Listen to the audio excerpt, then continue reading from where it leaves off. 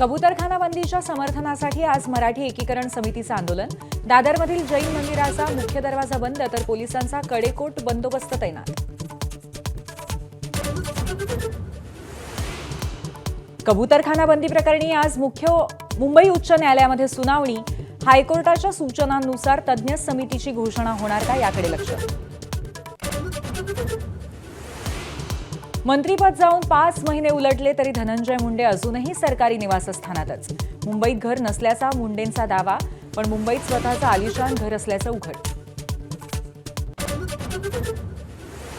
VDD चाळ पुनर्विकासाच्या चावी वाटप कार्यक्रमामध्ये उद्या फडणवीस, शिंदे आणि आदित्य ठाकरे एकाच व्यासपीठावरती येण्याची शक्यता। महायुती महाविकास आघाडीत श्रेयवादाची लढाई रंगण्याची चिन्ह।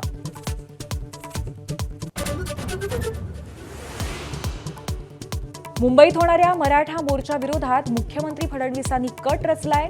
एबीपी माझाच्या मुलाखतीत मनोज जरांगेंचा गंभीर आरोप। मराठा आरक्षणासाठी मुंबईत मोर्चा काढण्यावर जरांगे ठाम।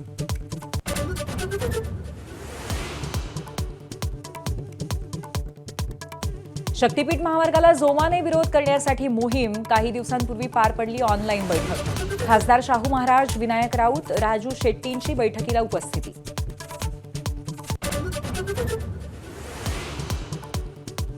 माजी क्रिकेटपटू सुरेश रैना अडचणीत। बेटिंग ॲप प्रकरणामध्ये ईडीकडनं समन्स। आज चौकशीसाठी दिल्लीतील मुख्यालयामध्ये बोलवलं।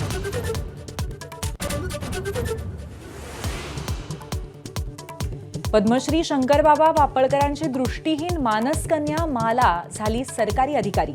नागपूर जिल्हाधिकारी कार्यालयामध्ये महसूल सहाय्यक पदावर रुजू।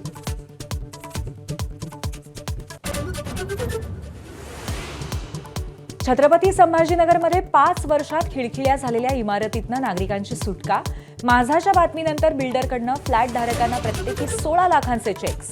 फारुळा गावातील रहिवाशांकडनं एबीपी माझाचे आभार।